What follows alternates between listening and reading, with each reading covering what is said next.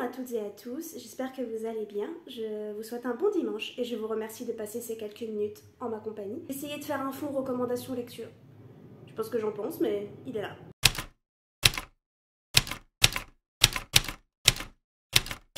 L'idée de cette vidéo m'est venue après une discussion avec une amie où en fait on discutait du fait de ce que mes parents pensaient de l'écriture, ce que ma famille pensait de l'écriture. Et on en est venu à parler des idées reçues autour de l'écriture et de l'édition parce qu'il se trouve que ma famille, elle écrit pas et que ma famille ne se renseigne pas sur le monde de l'écriture, ma famille ne se renseigne pas sur le monde de l'édition et a donc des idées assez reçues et assez fermées sur certaines choses, comme par exemple, il a fallu que j'explique plusieurs fois à ma mère que ce n'est pas parce qu'il y a écrit que l'auto-édition est gratuite qu'elle l'est vraiment, parce qu'il faut payer les illustrateurs, les correcteurs, les bêta-lecteurs, les sensitivity readers, les librairies, parfois même la plateforme qui dit être gratuite mais qui ne l'est pas forcément. Et ça a été un long débat pendant un moment. Et le débat avec mon papa que je n'ai toujours pas réussi à gagner, donc si jamais papa tu regardes cette vidéo, je suis désolée, je vais t'afficher un petit peu sur internet. Mon père est persuadé que si j'étais vraiment motivée pour envoyer en maison d'édition, que si vraiment je voulais montrer que j'ai la hargne, il faudrait que j'imprime mon manuscrit et que j'aille toquer aux portes des maisons d'édition pour demander un rendez-vous et pour faire le pitch de mon roman. J'ai eu beau lui expliquer plus d'une fois que c'était la pire idée du monde, ça n'a jamais fonctionné, ça ne... voilà. Mon papa pense qu'on peut être édité en maison d'édition comme on peut trouver un boulot dans la restauration ou dans un magasin. Du coup, si jamais l'idée vous avait traversé l'esprit, si jamais vous vous dites quelqu'un vous a déjà donné ce conseil, c'est la pire idée que vous puissiez avoir. Ne faites surtout pas ça. Je dis pas qu'il n'y a peut-être pas une maison d'édition ou deux dans le lot qui trouverait que vous avez des couilles ou des ovaires, hein, et qui se diront ah, peut-être, mais ce serait vraiment l'exception qui confirme la règle. Les maisons d'édition ont des règles de soumission plus ou moins strictes, mais en tout cas des règles de soumission que vous devez suivre à la lettre et que vous retrouverez sur leur site internet. Et je n'ai pour le moment jamais vu une seule maison d'édition qui disait que vous pouviez passer faire coucou. Sachant que on ne parle là que des grosses maisons d'édition qui ont un siège, mais dans certaines petites maisons d'édition, il y a des éditeurs et des éditrices qui n'ont même pas de bureau et qui travaillent de chez eux. Vous imaginez aller toquer chez les gens ? Salut, je sais que tu es en train de prendre ta douche, mais j'ai écrit un super roman young adulte d'urban fantasy que je pense que tu vas kiffer. Ça ne marchera pas. C'est le meilleur moyen de vous faire blacklister et surtout de passer pour quelqu'un qui se prend pas pour de la merde. Et même si on n'est pas de la merde, non. Non, les gens hautains et les gens qui se pensent supérieurs aux autres, en général, ça passe pas. Ça passe pas du tout, ça fait pas bonne impression. Suivez les règles de soumission des maisons d'édition et vous aurez en tout cas plus de chance. Parce que si vous allez toquer, vous n'en aurez aucune. Et du coup, je me suis dit que j'étais sûrement pas la seule autrice avec ce genre de choses, avec ce genre de petites remarques ou ce genre de petites questions que mon entourage me posait sur l'écriture et sur l'édition. Et du coup, je vous ai demandé sur Instagram et sur Twitter de me dire quels étaient les préjugés et idées reçues de votre famille sur le monde de l'écriture. Vous avez été pas mal à participer, vous avez même été pas mal à participer plusieurs fois. Et aujourd'hui, je vais réagir et discuter de vos réponses. Merci à celles et ceux qui ont participé d'ailleurs. J'ai mon écran d'ordinateur juste là. C'est pas que je veux pas vous regarder, vous êtes très beau et très belle, vous êtes absolument parfait et magnifique. Mais en fait, si je vous regarde vous, je vais être complètement hypnotisée par votre beauté et je ne pourrai pas lire les commentaires qui sont juste là. Ne m'en voulez pas. Le premier que j'ai trouvé très intéressant, c'est « Pourquoi tu ne publies pas ce roman ?» L'histoire a 10 ans et j'ai beaucoup trop changé, ce qui est bien. J'ai déjà eu cette discussion avec plusieurs personnes parce que quand je parle de ma trilogie, donc pour celles et ceux qui ne savent pas, j'ai écrit une trilogie à l'âge de 20 ans, je crois, en 2015, qui était publiée sur Wattpad et qui a eu son petit succès sur Wattpad parce que je vous en avais déjà parlé dans une vidéo qui parle de mon parcours sur Wattpad. Elle avait 50 000 lectures. En tout cas, le premier tome avait 50 000 lectures. Et quand je poste mon tableau des avancements sur internet pour me la péter un peu, et quand je parle de cette trilogie, je dis toujours que je ne publierai jamais cette trilogie. Et tout le monde me demande, mais pourquoi tu l'as écrite? Pourquoi elle marchait bien sur Wattpad? Non. Et parce que je l'ai écrite il y a plusieurs années, qu'elle ne correspond plus à l'autrice que je suis maintenant, qu'elle ne correspond plus à ce que je sais de l'écriture maintenant. On peut parler de sujets problématiques aussi qui sont sûrement à l'intérieur, et puis ils le sont, je le sais, parce que j'avais rajouté un chapitre pour essayer de corriger un truc super problématique et je ne pense pas avoir réussi. Mais aussi parce que je ne suis plus attachée à cette histoire. Je suis contente de l'attention qu'elle a eue, je suis contente du fait qu'elle ait fonctionné et surtout du fait qu'elle m'ait fait reprendre l'écriture parce que c'est grâce à elle que j'écris aujourd'hui. Mais non, je ne veux pas la faire publier, ça ne m'intéresse pas. J'ai aussi eu une très mauvaise expérience de bêta lecture dessus quand l'idée m'avait traversé l'esprit. Mais non, ça ne m'intéresse pas parce que je ne pense pas qu'elle soit moi maintenant. Je pense que j'ai grandi, que ma plume a grandi, que mes histoires ont grandi et je veux absolument pas que l'on me connaisse, que l'on me reconnaisse pour cette histoire, ou encore que l'on me découvre avec cette histoire. C'était sympa le temps que ça a duré, c'était génial, mais maintenant il faut aller de l'avant. Il faut écrire le prochain best-seller, vraiment pire façon de motiver quelqu'un à créer. Et surtout que ce que c'est qu'un best-seller. J'ai pas vraiment de définition du best-seller, à part du fait que c'est un bouquin qui s'est très bien vendu. Je vois pas comment on pourrait se mettre à écrire et se motiver à écrire en se disant je vais écrire un best-seller. Et je pense d'ailleurs que c'est aussi le meilleur moyen de ne pas se motiver. J'avais fait toute une vidéo qui s'appelle « Votre roman n'est pas un livre 5 étoiles » où vous n'écrirez pas un best-seller, justement, quelque chose comme ça. Allez la voir.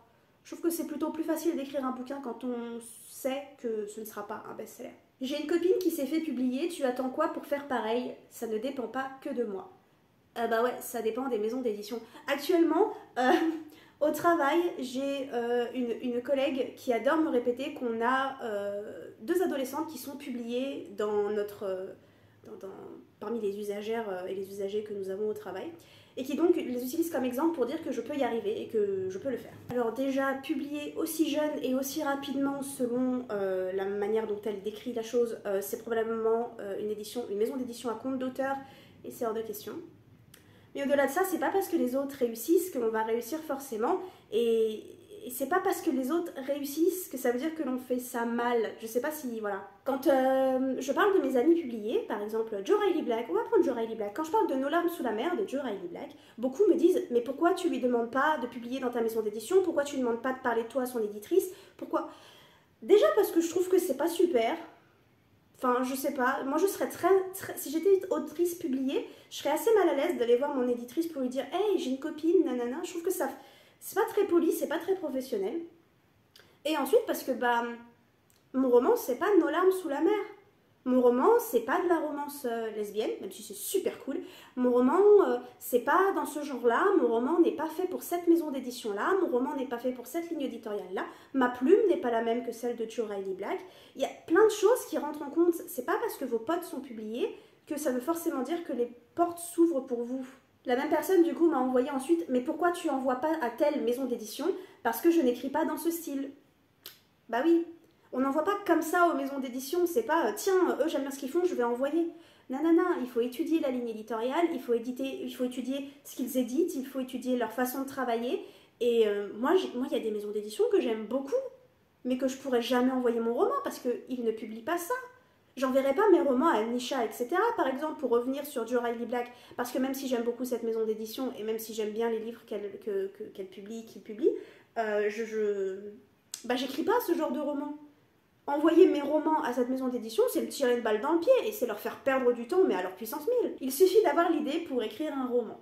Il y a beaucoup de gens qui pensent ça en effet, qu'on se lève un matin avec une idée et que ça y est, la machine est partie. Alors il y a sûrement des gens pour qui ça fonctionne, hein. Moi je pars toujours d'une idée. J'ai une idée, boum, je commence à écrire. Mais ça ne veut pas forcément dire que j'aurai le roman à la fin. Ça aussi, c'est un petit peu diminuer quand même le travail des auteurs et des autrices qui partent avec, oui, une idée, mais qui doivent quand même pas mal l'étoffer avant parfois de commencer à écrire pour certaines personnes, les architectes plus principalement. Et puis parce qu'il ne suffit pas d'avoir une idée, des idées j'en ai plein, hein, que je note dans des carnets parce qu'on ne sait jamais, et parce que j'ai une mémoire de merde, mais c'est pas pour ça qu'un roman va naître de cette idée. Une idée c'est rien, une idée c'est à peine une graine. Quand les gens apprennent que je bosse dans l'édition, ah bah t'auras qu'à publier mon livre, ça aussi niveau professionnalisme et niveau, je sais pas, j'aurais honte, je sais pas. J'ai une amie qui est éditrice, je vous conseille grandement sa maison d'édition, ce sont les éditions Onyx, que j'aime beaucoup et j'aime particulièrement leur ligne édito, leur travail. Elles travaillent très dur toutes les deux sur cette maison et sur le travail pour leurs autoristes. J'ai plusieurs livres de cette maison d'édition que je dois lire mais qui sont dans ma palle et que j'ai pas encore eu le temps de commencer. Et oui, je pourrais profiter du fait que j'ai une connexion avec cette jeune femme pour envoyer mon roman. Mais en vrai, ça me met mal à l'aise. Et c'est pas une histoire d'être refusée qui me met mal à l'aise, c'est l'histoire d'être acceptée. Parce que toute ma vie, je vais me dire, si je suis acceptée, est-ce que ça sera parce que mon roman les vaut, ou est-ce que ça sera parce qu'on est amis? Je raille pas cette maison d'édition de ma liste potentielle pour des envois, parce qu'encore une fois, j'aime beaucoup leur travail, mais il y a quand même cette petite voix dans ma tête qui fait que c'est plus difficile d'être professionnel avec quelqu'un avec qui tu es déjà amical. Et ça ne me viendrait même pas à l'idée de dire « Ah bah tiens, puisque t'es éditrice et puisque t'es mon amie, bah publie-moi !» Écoute, on est amis, non? C'est un service à me rendre. La romance, c'est pas de la vraie littérature. Bingo, j'écris de la romance saphique. Il faut continuer d'écrire de la romance saphique. C'est parfait, c'est de ce dont le monde a besoin. Et c'est principalement ce que j'ai là d'ailleurs. Là, et oh! Je vais finir par me demander c'est quoi la vraie littérature, c'est quoi que vous considérez comme de la vraie littérature, parce que j'ai l'impression que tout ce qu'on fait, c'est pas de la vraie littérature. Alors en vrai, on sait ce que vous ne considérez pas comme de la vraie littérature. C'est ce qui est écrit en général par des femmes et pour les enfants. Les deux, pas forcément par des femmes pour les enfants, mais par des femmes et ou pour les enfants. Je sais pas ce que c'est que la vraie littérature, parce que j'ai la sensation que la romance, ça se vend super bien, mais c'est pas de la vraie littérature. La fantasy, ça se vend super bien, mais c'est pas de la vraie littérature. Le roman graphique, le manga, la bande dessinée, ça se vend super bien, mais c'est pas de la vraie littérature. Au bout d'un moment, il faudrait nous donner une définition de la vraie littérature, parce que je pense qu'il doit y avoir 3 bouquins qui se battent en duel, et... bah les pauvres quoi, peut-être faudrait les sauver de là et les envoyer dans la fausse littérature avec les copains. Un livre, une fois écrit, on modifie 1, 2, 3 trucs pour la cohérence, mais après ça sort tel quel. Ha! Ha! Je pense aussi que c'est un truc qu'il faut dire aux autrices débutantes et aux auteurs débutants. La phase d'écriture de votre roman, j'irai pas jusqu'à dire que c'est la plus courte et la plus simple, mais alors vous savez pas ce qui va arriver après. C'est absolument pas pour vous décourager, je pense que c'est plus facile d'aborder un projet quand on le voit dans son entièreté. Mais sachez que architecte ou jardinier, on s'en fout, à la fin, il faudra faire au moins une réécriture. Il y a de grandes chances pour que vous en fassiez plus d'une qui vont vous prendre un temps fou. Ensuite, le mieux c'est d'envoyer à des bêta-lecteurs et des bêta-lectrices qui vont vous défoncer votre roman et donc vous lancer dans une énième réécriture encore. Et si jamais vous voulez, et par réécriture on parle de vraiment, pas forcément tout supprimer, tout détruire, tout, mais c'est conséquent. Vous n'allez pas changer 1 ou 2 trucs pour la cohérence. Vous allez changer beaucoup de trucs pour la cohérence, beaucoup de trucs pour la syntaxe, beaucoup de trucs pour le développement de vos personnages et pour le développement de votre intrigue, beaucoup de temps pour votre background et beaucoup de temps pour votre plume. Beaucoup de temps. Donc ensuite, une fois la bêta lecture terminée, on repart dans au moins une réécriture. Moi, j'en fais encore 2, parce que j'en fais une avec les retours de mes bêta lecteurs et bêta lectrices, mais ensuite une autre pour vérifier que ce que j'ai modifié est toujours cohérent. Il y a des personnes qui font un 2e tour de bêta lecture, et ensuite, si vous souhaitez être publié, et votre maison d'édition, elle vous fera refaire une réécriture après. Et dans les profondeurs. Le premier jet de votre roman n'est pas la fin de votre roman. On en est encore loin. Mon entourage était persuadé que si je trouvais une maison d'édition, c'était à moi de payer. Il existe des maisons d'édition à compte d'auteur. Et c'est un peu le souci parce que c'est pas illégal les maisons d'édition à compte d'auteur, mais je considérerais toujours ça comme une arnaque. Parce que quitte à payer une blinde et n'avoir personne pour faire ta promo, autant se lancer dans l'auto-édition. Autant avoir la main mise sur tout et le contrôle sur tout. Mais du coup, je comprends qu'il y a des gens qui pensent que ce soit normal de payer parce qu'il y a des auteurs et des autrices qui, en travaillant avec ces maisons d'édition, ont ensuite un discours où on voit qu'ils sont persuadés, qu'ils ou elles sont persuadés que c'est comme ça que ça fonctionne en fait. Vous pouvez décider d'entrer dans une maison d'édition à compte d'auteur, il n'y a que vous qui pouvez savoir ce qui est bon pour vous et votre bouquin. Mais sachez que c'est pas la seule solution. Les maisons d'édition à compte d'auteur, les maisons d'édition à compte d'éditeur ne vous demanderont pas de débourser un seul centime parce qu'il se trouve que c'est à eux de croire en votre bouquin et que c'est à eux de faire le boulot pour que votre bouquin fonctionne et qu'il soit corrigé et illustré et tout le tatouin. Tintouin, tintin, tout ça. C'est quoi cette expression? Elle sort d'où? Il n'y a que les gros bouquins qui sortent et que les auteurs qui fonctionnent. Donc du coup, je suis allée demander à l'auteurice de ce tweet de me dire ce que IL voulait dire par gros bouquin. Parce que je pensais qu'IL parlait de la taille des livres en fait, mais non, on parle des auteurs et des autrices connus en fait, des Amélie Nothomb, des Maxime Chatham, Stephen King, ce genre de choses. Et en fait, il y a beaucoup de personnes qui, oui, pensent que une fois publié, c'est cette voie-là qu'on va prendre. Et non, il y a beaucoup de petits auteurs et de petites autrices, de l'auto-édition, des petits trucs qui sont très sympas et qui se font publier, mais qui n'ont pas beaucoup de mise en avant, de promotion, ce genre de choses. Et qui méritent tout autant qu'un Maxime Chatham, un Stephen King, je sais pas qui citait d'autres, Amélie Nothomb, Musso, oui c'est ça, Musso, c'est pas Musso, hein, c'est Musso. ce genre de choses. Il y a énormément de livres qui sortent chaque année et encore plus d'auteurs et d'autrices qui tentent de se faire publier. Je ne sais pas si vous vous rendez compte de la dose d'écrivains et d'écrivaines qu'on a en France, et rien qu'en France. C'est énorme. Il y a des maisons d'édition qui reçoivent des centaines de manuscrits par jour. Par jour. Et on parle même pas de l'auto-édition qui est en plein essor. Ah, on va arrêter de parler aujourd'hui. On parle même pas de l'auto-édition qui grandit et grandit de jour en jour. Tout le monde ne souhaite pas devenir un grand auteur ou une grande autrice de best-seller. Et ensuite, non, c'est pas possible pour tout le monde. C'est beaucoup de chance, beaucoup de travail, mais aussi beaucoup de chance et beaucoup de maisons d'édition qui croient en toi, en fait, et qui met en avant ton bouquin. Vous seriez surpris du nombre de grosses maisons d'édition qui ont des sorties dont vous n'avez jamais entendu parler parce que les maisons n'en ont pas fait la promotion, n'en ont pas parlé, ou alors très peu. Pareil avec les séries Netflix et ce genre de choses. Les entreprises de ce genre, parfois, choisissent aux dépens d'autres œuvres quelles œuvres mettre en avant.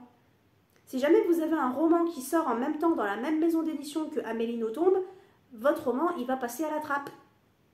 C'est le roman d'Amélie Nothomb qui sera mis en avant, parce que c'est Amélie Nothomb.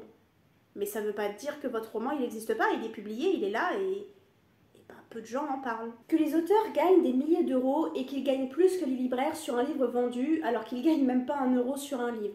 Ça, le coût des droits d'auteur, c'est quelque chose qui est vraiment inconnu du grand public. On part du principe que puisque l'auteur ou l'autrice est l'auteur et l'autrice du bouquin, que donc le bouquin n'existe pas sans l'auteur et l'autrice, c'est forcément eux qui gagnent le plus. Alors que, non. On est en bas de la chaîne alimentaire. On est à peu près au même niveau que les correcteurs et correctrices, je crois. Les éditeurs prennent... La maison d'édition prend beaucoup, l'imprimerie prend beaucoup. Si vous êtes publié en librairie, le ou la libraire prend pas mal aussi. Et en général, les auteurs-autrices, illustrateurs, illustratrices, les traducteurs et les traductrices, c'est tout en bas de l'échelle. Vraiment tout en bas. Et ne parlons même pas des avances. J'adore parler des avances sur droit d'auteur parce que beaucoup de gens ignorent qu'il faut rembourser ces avances. Pas rembourser dans le genre, si ton bouquin ne se vend pas, il faut nous rendre la thune, mais rembourser dans le genre où tant que tes droits d'auteur n'ont pas atteint le prix de ton avance, tu ne touches pas tes droits d'auteur. Si, imaginons, je prends toujours cet exemple très large, mais imaginons qu'un auteur gagne 1 euro sur son livre de droit d'auteur et que son avance était de 1 000 euros, il ne commencera à toucher ses droits d'auteur qu'à partir du livre 1001, qu'à partir du 1001e livre vendu. Et il ne touchera pas les droits d'auteur des 1000 premiers. En France, on ne fait pas beaucoup d'avances, je crois. Il me semble que c'est pas quelque chose qu'on fait énormément. C'est surtout un truc anglophone ou en tout cas des États-Unis dans lesquels il y a énormément de discrimination par rapport inégalité salariale, tout simplement. Il y a eu tout un scandale qui avait éclaté à juste titre montrant que les personnes blanches touchaient beaucoup plus que les personnes noires dans l'édition traditionnelle américaine. Et on parlait d'un très gros écart à 6 chiffres. Parce que eux, ils touchent des avances à 6 chiffres. Alors, pas les petits auteurs et les petites autrices, hein, mais voilà. Et nous, en France, on fait pas beaucoup ça, les avances. J'ai pas l'impression, peu de monde en parle, mais il n'empêche que c'est quelque chose auquel il faut peut-être parfois réfléchir quand on se fait publier dans une maison d'édition. On peut avoir le choix, ou parfois même ne pas avoir le choix, hein, ça dépend des maisons d'édition, mais entre gagner tout de suite une grosse somme d'argent qui peut nous être utile, et ensuite espérer pouvoir toucher ses droits d'auteur, parce que peut-être qu'on fera pas les 1000 ventes, ou alors ne toucher que des droits d'auteur et sûrement ne jamais toucher la grosse somme qu'on nous propose en avance. Sachez que normalement, il me semble qu'un auteur est censé toucher entre 7 et 10%, je crois, de droits d'auteur. Il me semble que c'est ça la moyenne légale. Je ne sais pas trop comment dire, il me semble, parce qu'en tout cas, c'est les chiffres que tout le monde donne. Mais moi, j'ai vu des auteurs et des autrices être publiés dans des grosses maisons d'édition et ne toucher que 3%. On parle en centimes par bouquin, là. On parle même pas d'1 euro, comme dit Pollux. Ça, oui. Pollux. Principalement dans le cadre de l'auto-édition, les couvertures de livres, ce n'est vraiment pas cher. Les couvertures de livres, c'est cher. Les illustrations, en général, c'est cher. Et c'est normal, parce que c'est quelqu'un qui va prendre beaucoup de temps et de travail sur votre livre, en fait.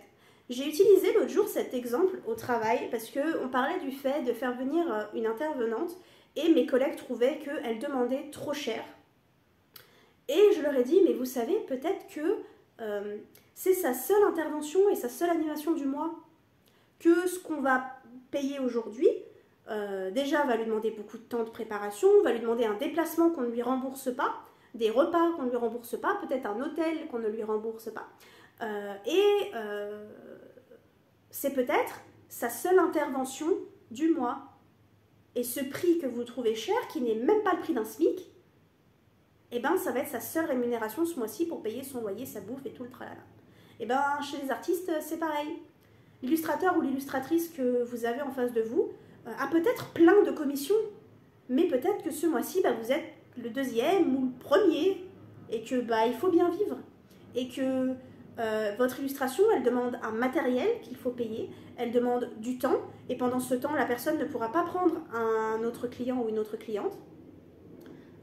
Ça demande du travail, tout simplement, un travail sur lequel vous allez vous faire de l'argent, puisque vous allez vendre votre livre, et un travail qui demande à payer le loyer, l'eau chaude, la bouffe, les vêtements et ce genre de choses. Un boulot, quoi. Faites faire des devis, si vous pouvez pas vous le payer, vous pouvez pas vous le payer, c'est pas grave, on vous en voudra pas, hein. Ça arrive, hein. Il y a plein de choses que je veux me payer et que je peux pas me payer. Probablement une illustration d'ailleurs. Que les romans publiés en auto-édition sont les rejets des maisons d'édition et donc par conséquent de la grosse daube. Il y a beaucoup de gens qui se font publier en auto-édition parce qu'ils ont été refusés en maison d'édition. Mais il y a aussi beaucoup de gens qui n'ont tout simplement pas envie d'entrer dans le système de l'édition traditionnelle. Et c'est pas parce qu'un roman est refusé par une maison d'édition que c'est de la daube. Et c'est pas parce qu'un roman est publié par une maison d'édition que c'est un bon roman. On a des daubes dans nos librairies. Beaucoup. C'est juste une histoire de faire rentrer de l'argent en fait. Ce sont des entreprises, les maisons d'édition. Elle voit certes vos livres peut-être avec passion et pour amour du livre, mais elle le voit également comme un investissement. Donc en fait, la qualité de votre livre, on s'en moque. Ce qui compte, c'est si ça va se vendre ou pas. Il y a des auteurs et des autrices qui veulent tout simplement pas être publiés en maison d'édition, c'est tout. Si maintenant, on nous propose plusieurs chemins possibles, pourquoi ne pas tous les considérer? Je comprends pas. Que l'écriture n'est pas un métier basique, mais surtout pas un métier pour des gens comme nous, issus de la classe moyenne. Il y a un très gros élitisme dans le monde de l'écriture et dans le monde de l'édition, ça on va pas se mentir. Hein. Il y a beaucoup de préjugés, il y a beaucoup de... Il suffit de voir, hein, moi au travail, à chaque fois qu'on parle de vraie littérature justement, et qu'on n'inclut pas dans la vraie littérature les romans dédiés aux femmes, les romans écrits par des personnes non blanches, les romans de fantasy qui sont considérés comme pas assez culturés, pas assez cultivée, pas assez intelligente, la littérature pour enfants qui est considérée comme de la daube, hein, les romans graphiques, la bande dessinée, le manga qui sont considérés comme des sous-genres de la littérature. Il y a un énorme élitisme dans le monde de l'écriture. Énorme. Et on pense que l'écriture n'est pas ouverte à tout le monde, que l'écriture n'est pas accessible à tout le monde. Alors dans l'idée, oui, il y a des personnes qui ont du mal à écrire, il y a des personnes dont c'est pas la langue maternelle, il y a des personnes dyslexiques, mais ces personnes-là peuvent écrire des romans également. Tout le monde devrait pouvoir écrire son livre et tout le monde devrait pouvoir dire ce que IL a à dire. C'est la beauté de l'art en fait, que ce soit dans la musique, dans tout ça. Je sais pas si vous vous rendez compte dans la musique du nombre d'artistes que vous écoutez qui ne sont jamais allés au conservatoire et qui ne savent même pas lire une partition. Parce que c'est cool ce genre d'éducation, mais on n'en a pas forcément besoin. Vous n'avez pas besoin d'étudier l'écriture à la fac, vous n'avez pas besoin de prendre 14 000 formations. Ça peut servir et ça peut vous aider, mais c'est pas essentiel à l'écriture. Et puis l'écriture c'est un métier. Moi ça me tuera toujours de voir comment la lecture c'est important, c'est élevé à un niveau de genre si tu lis pas t'es pas intelligent, si tu lis pas t'es pas cultivé, il y a de l'élitisme, on en reparle. Mais que par contre, la personne qui a écrit le livre, c'est une grosse merde. Le livre, c'est génial, mais alors la personne qui a écrit le livre, mais aucune reconnaissance, aucun respect pour cette personne-là. Non, puis c'est quand même drôle qu'on considère le métier de libraire comme un métier, de bibliothécaire comme un métier, d'éditeur, d'éditrice comme un métier, d'imprimerie comme un métier. Mais alors la personne à l'origine du bouquin, c'est pas un métier. En général, on fait la différence en fait entre métier et passion. Mais vous savez que vous avez le droit d'avoir un métier que vous aimez, un métier passion. Vous avez le droit. C'est pas facile pour tout le monde, hein, mais normalement, ça devrait être ça. Hein. Normalement, on devrait aimer son boulot. Normalement. Alors, mes proches ont parfois du mal à comprendre qu'un auteur en auto-édition est un éditeur, son propre éditeur. Et j'ai encore eu droit récemment à un « ton livre est bien, mais tu devrais te faire éditer ». Ils ne voient pas la part de travail de l'auto-édition qui est à la charge de la ME en ME. C'est un peu ce que je disais au début avec l'anecdote sur ma maman. Les gens ne se rendent pas compte du travail en auto-édition. En fait, quand vous publiez votre livre en auto-édition, vous êtes à la fois l'éditeur et l'auteur. Il arrive parfois que vous soyez également l'illustrateur, le correcteur, même si c'est mieux de chercher de manière avec des correcteurs indépendants, des illustrateurs indépendants. Et même là, du coup, vous faites votre boulot de démarchage, qui est normalement le boulot de la maison d'édition, et ensuite vous faites le boulot de communication, qui est normalement le boulot de la maison d'édition. C'est éditer en auto-édition, quand vous voulez vraiment publier votre livre, quand c'est vraiment quelque chose qui vous passionne, quand c'est pas quelque chose juste que vous voulez partager avec les copains par exemple, quand c'est quelque chose qui vous passionne et que vous voulez en faire un métier, vous faites en fait le métier d'éditeur, peut-être même plus que le métier d'auteur. Peut-être. Je lance un truc comme ça, dites-moi ce que vous en pensez, mais là ça vient de me frapper, ouais, vous êtes peut-être même plus un éditeur qu'un auteur. Écrire un livre, c'est juste écrire, rien avant, rien après. Alors moi personnellement, il n'y a rien avant, parce que je suis jardinière à fond, mais rien après, bah non, il y a les réécritures, les bêta-lectures, le sensitivity reading si jamais c'est quelque chose qui vous intéresse, pendant plusieurs années parfois, puis l'édition, la communication, tout ce qui tourne autour du livre en fait. Écrire le livre, c'est même pas la première étape pour certaines personnes, parce qu'il y a des personnes qui font tout un travail de recherche et tout un travail de planification avant, qui peut durer plusieurs années parfois, mais écrire le livre, c'est probablement l'étape la plus courte dans la vie d'un livre, en tout cas d'un livre publié. C'est le classique, mais le fameux « Pourquoi tu ne fais pas éditer ton livre ?» Comme si c'était quelque chose de facile et de rapide. Autre chose parce que j'écris de la fiction et je suis calée dans tout ce qui concerne l'écriture, même les discours de mariage. Ça c'est un truc, j'y avais pas pensé, mais grave. Alors déjà le début, oui, pourquoi tu fais pas éditer? Parce que c'est compliqué, ça prend du temps, nanana, nanana, nanana, laissez-moi gérer. Et puis parce qu'il y a des gens qui veulent pas être édités aussi, hein. Il y a des auteurs et des autrices qui ne veulent pas être édités, qui écrivent pour eux. Mais la deuxième partie, autre chose parce que j'écris de la fiction, je suis calée dans tout ce qui concerne l'écriture. Le nombre de trucs qu'on m'a demandé d'écrire parce que j'écris un roman, mais la liste est longue comme le bras. On a déjà parlé, par exemple, oui, les discours, les machins, de la poésie, des poèmes, d'écrire, de faire la porte-plume, c'est comme ça qu'on dit, porte-plume, je suis pas sûre. J'en ai déjà parlé un petit peu dans une autre vidéo. Quand j'étais plus jeune, j'ai écrit 2 comédies musicales pour la chorale et le cours de comédie musicale que je prenais à l'époque. Ça me manque beaucoup. Puisque j'écrivais et puisque je me vantais d'écrire et puisque je parlais d'écriture en règle générale, quand la chef de chœur a décidé qu'elle ne voulait plus écrire les textes parce qu'elle n'avait plus le temps, elle a pensé bon de me demander à moi de le faire, de me donner cette opportunité, que sur le coup j'ai accepté, mais pour les 2 spectacles que je n'ai pas été capable de faire toute seule. Il a fallu que je la rappelle à l'aide, il a fallu qu'on se fasse des... Au final, elle a peut-être travaillé même plus longtemps que si elle l'avait fait elle-même, parce que ce n'est pas parce que j'écris des romans que je suis capable d'écrire une comédie musicale pour 50 enfants. Sur un thème qui m'est imposé, avec des chansons qui me sont imposées. Il faut que je me renseigne si V.E. Schwab, autrice de Shade of Magic, de La vie cachée d'Adi Larue, je crois que c'est comme ça, Vicious, ce genre de choses, si V.E. Schwab a écrit le script, le scénario de la série First Kill, adapté de sa nouvelle du même nom. Parce que si c'est le cas, sa nouvelle est incroyable. C'est une des meilleures nouvelles de l'anthologie, c'est une de mes préférées. Mais la série est très mal écrite. Très mal écrite. Et donc si c'est le cas, si c'est bien V.E. Schwab qui s'est chargé de l'écriture, eh ben ça veut dire que c'est pas parce que tu sais écrire un roman, que tu sais pas écrire quelque chose de littéraire et de fiction, que tu sais écrire un scénario, que tu sais écrire un jeu vidéo. Moi j'aimerais beaucoup écrire pour le jeu vidéo, mais je sais que pour le moment c'est quelque chose qu'il va falloir que j'apprenne et que je prenne du temps à apprendre, parce que je ne sais pas le faire. Parce que c'est pas parce que j'écris un roman que je sais le faire. Alors, les préjugés, l'écriture c'est un passe-temps, pas un travail. Un auteur n'est pas un vrai auteur s'il n'a pas publié avec la variante, s'il n'est pas édité en maison d'édition. Ça, c'est les basiques, on les a tous plus ou moins entendus. À partir du moment où vous avez mis le premier mot sur votre roman, à partir du moment où votre projet en général, à partir du moment où vous avez commencé les recherches ou la planification, même si vous n'avez jamais terminé le roman, vous êtes un auteur ou une autrice. Vous êtes perdu, ça y est, c'est fini. Vous avez commencé, vous ne pouvez plus vous en détacher. C'est fini. Le but d'écrire un roman, c'est d'écrire un roman. Le but d'être un auteur ou une autrice, c'est d'écrire le bouquin ou le projet. Et le fait d'être édité et d'être édité en maison d'édition ou non, ne change pas ça. Mon père, il faut écrire ce qui se vend, pas ce que tu aimes. Mon père aussi me l'a fait celle-là, tiens. C'est une idée, voilà, ça va avec le best-seller, ça va avec ce genre de choses, qu'il faut écrire ce qui est à la mode.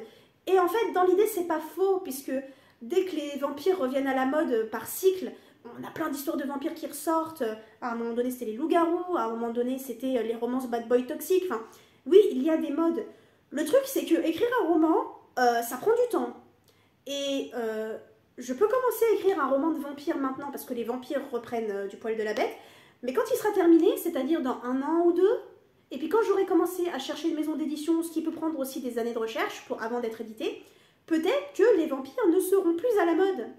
Sûrement qu'ils seront plus à la mode. Compliqué de surfer sur une mode. C'est facile d'écrire sur une mode, parce que le fait de lire beaucoup de quelque chose, et le fait qu'on aime ce genre de choses, et ben oui, ça nous inspire, ça nous donne envie d'écrire, mais le temps que le bouquin soit terminé, le temps que la réécriture soit terminée, le temps qu'on ait envie de le faire publier, et le temps qu'il soit, par chance, publié, ou même publié en auto-édition, les vampires, ils se seront sûrement fait la malle depuis un moment. J'ai l'impression que mon entourage pense qu'un livre, ça s'écrit en 2 mois, et que c'est simple, qu'il suffit d'avoir l'information, et pouf, le livre est là. Oui, quand j'explique que j'ai des romans, ça fait plus de 6 ans que je les écris et qu'ils ne sont pas terminés encore, que j'en suis même pas à la moitié du premier jet, en général, il y a des mâchoires qui tombent. Ça, c'est aussi un truc à expliquer aux auteurs débutants et aux autrices débutantes. C'est normal que ça prenne du temps. C'est normal que ce soit difficile aussi, hein, mais c'est normal que ça prenne du temps.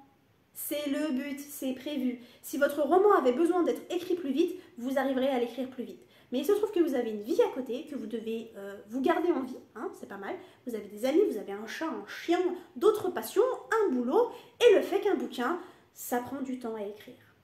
C'est plein de facteurs comme ça qui rentrent en compte, qui fait que votre roman, eh ben, le premier jet, vous allez peut-être prendre quelques semaines, quelques mois, quelques années à le terminer. Pareil pour la réécriture, et pareil pour le faire éditer ensuite.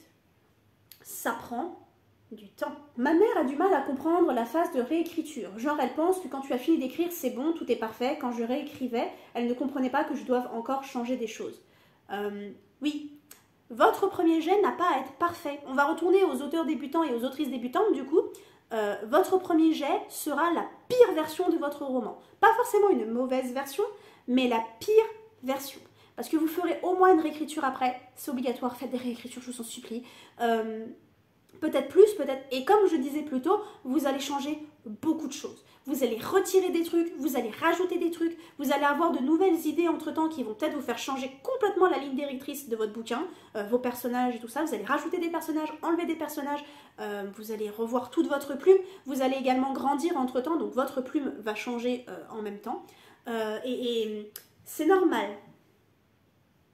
C'est normal.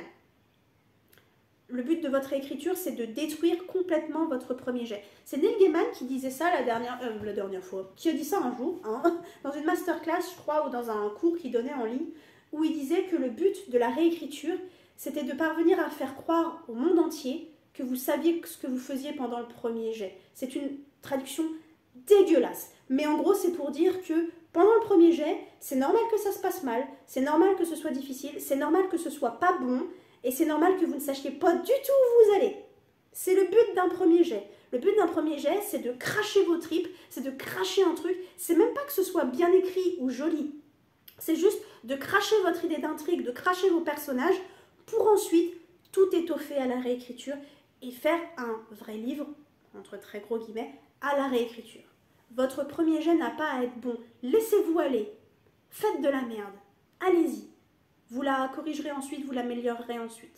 Mes parents sont persuadés que se faire éditer est facile, que l'auto-édition est simple, gratuite et ne pose aucun problème en termes de communication. Ils pensent que l'édition est un monde dans lequel les discriminations n'existent pas. Ils n'ont aucune conscience du pourcentage des droits d'auteur.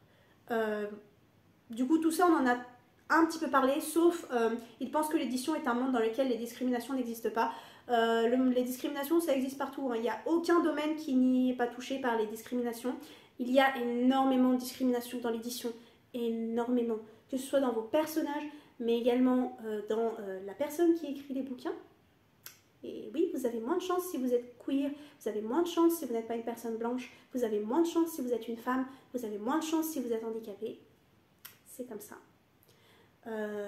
Et également dans les personnes qui travaillent dans l'édition. Le monde de l'édition, les gens qui travaillent dans l'édition, c'est toujours un peu le même archétype de l'homme cis, hétéro, blanc, valide. C'est pas juste pour vous taper sur la tronche, c'est un fait.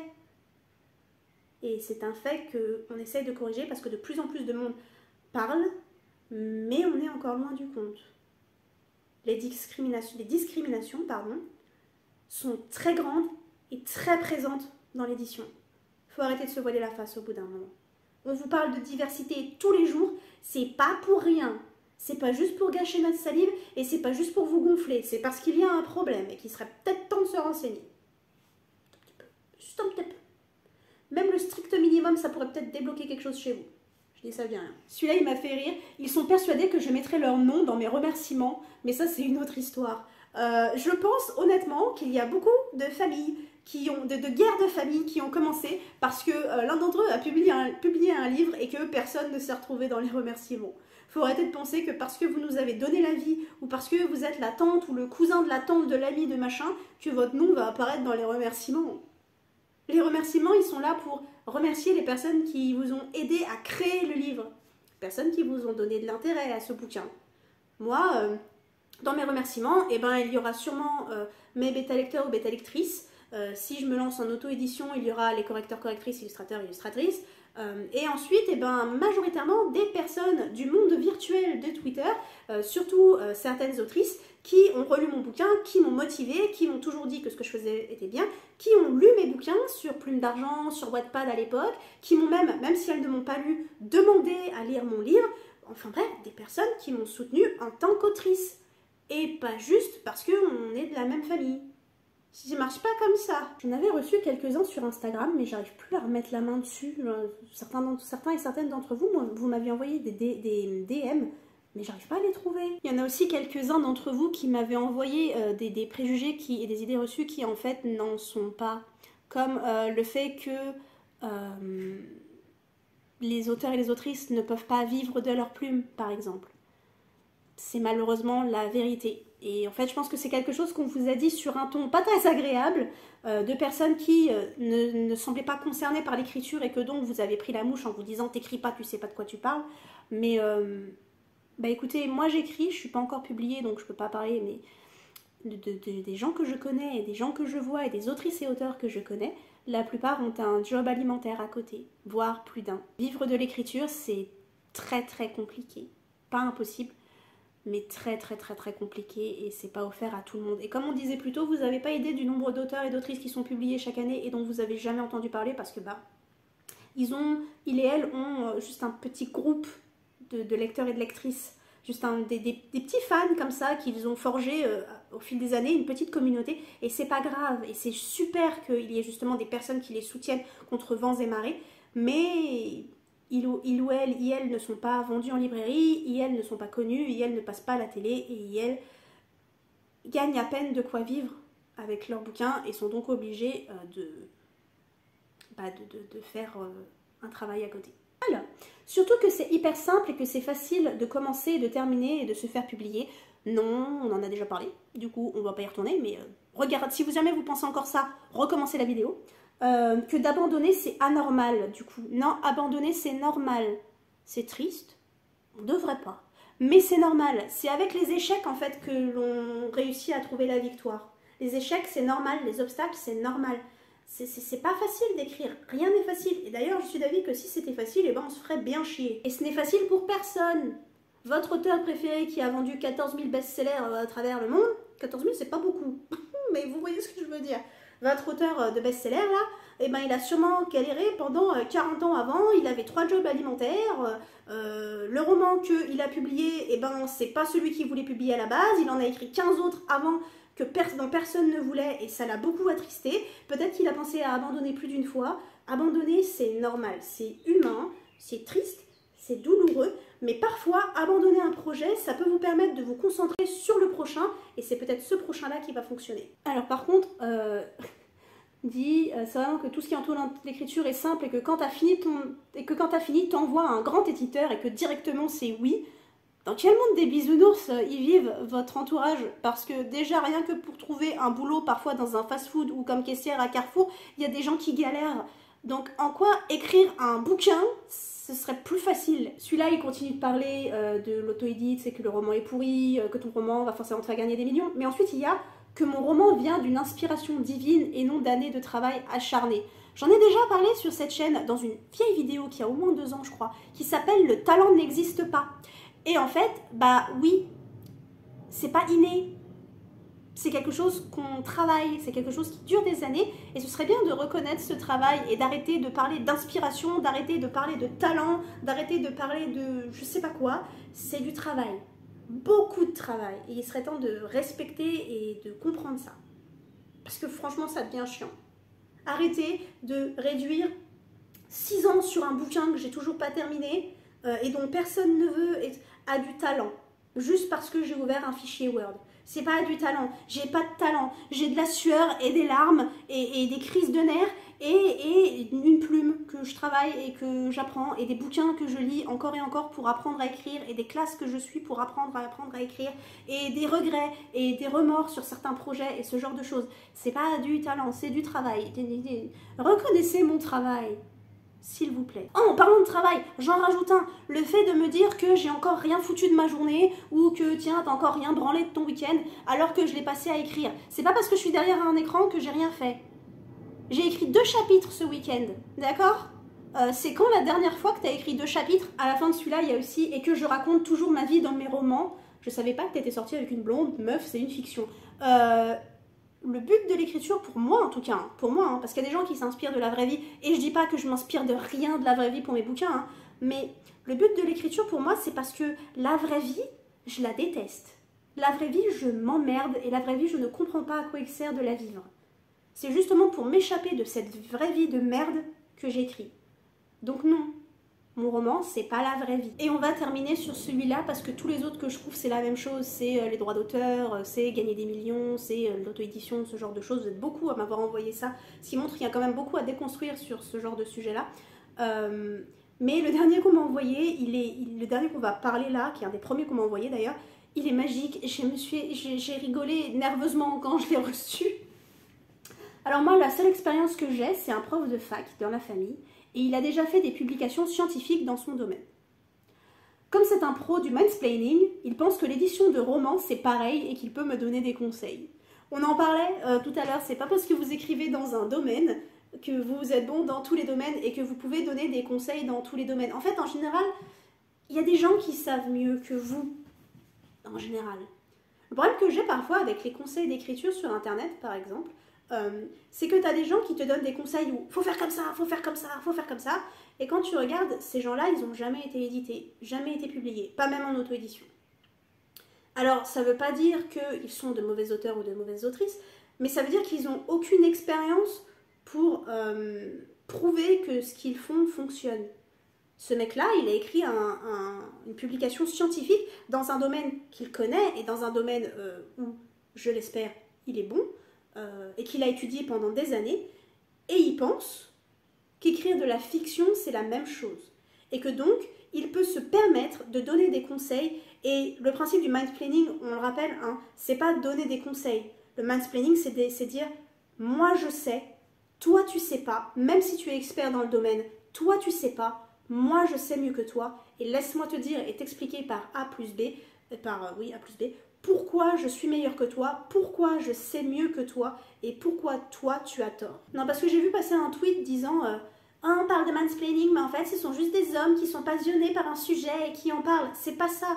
Messieurs, si vous êtes passionnés par un truc, mais parlez-en. Il n'y a rien de plus sexy que quelqu'un qui est passionné par quelque chose et qui vous en parle en long, en large et en travers. Et ça, je pense que je suis pas la seule à le penser. Mais si jamais, par exemple, on va prendre un très gros exemple, hein, mais si vous êtes passionné d'écriture de théâtre, voilà. C'est pas votre job de donner des conseils sur l'écriture d'un jeu vidéo alors que vous n'avez jamais écrit un jeu vidéo. Surtout à une personne, une femme, qui écrit dans le jeu vidéo. On a beaucoup d'exemples comme ça de femmes qui sont de grandes athlètes et qui vont à la gym et qui vont faire voilà, de la musculation et ce genre de choses. Et ou des mecs, j'ai foutu de l'eau partout, et ou des mecs qui juste soulèvent 2-3 haltères de temps en temps le samedi soir, viennent leur dire qu'elles font mal leurs exercices alors qu'elles sont de grandes athlètes. Et qu'ils leur tiennent la jambe pendant des heures alors qu'ils ne savent pas de quoi ils parlent. Les personnes n'ayant pas d'utérus et n'ayant jamais eu l'expérience des règles, qui viennent nous parler de nos règles, comme si on ne savait pas ce que c'était, genre tous les jours depuis l'adolescence, ce que c'était que nos règles. Personnes sans utérus qui pensent en savoir plus sur l'accouchement que les personnes qui ont accouché.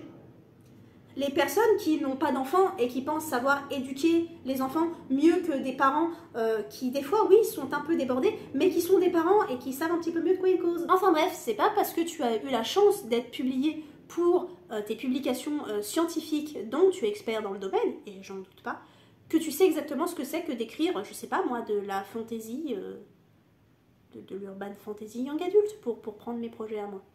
Si c'est pas parce que vous êtes, je l'espère, doué dans quelque chose, ou en tout cas dans quelque chose que vous connaissez et quelque chose que vous travaillez depuis des années, que vous êtes capable de donner des conseils et surtout de critiquer la manière de faire des autres. Et que vous savez comment ça se passe dans ce domaine. Parce que je pense que les publications scientifiques et les publications de fiction ne se passent pas du tout de la même manière au niveau de la publication en fait. Je pense ne pas m'avancer en disant ça. Et encore, j'ai jamais rien publié de scientifique. Donc du coup, peut-être que j'ai tort et que je vous prouve mon point. Et voilà, cette vidéo est terminée. Cette vidéo était très longue, mais cette vidéo était vraiment cool à filmer. J'en suis assez fière. N'hésitez pas à vous abonner. N'hésitez pas à partager cette vidéo. N'hésitez pas à me dire les préjugés et les idées reçues de votre entourage dans les commentaires si vous ne l'aviez pas fait pour cette vidéo. Venez partager. Et ce que vous pensez de cela. Je vous remercie d'avoir passé ce dimanche en ma compagnie. Buvez de l'eau. Et surtout, prenez soin de vous. Je vous embrasse et je vous dis à la semaine prochaine. Cheers!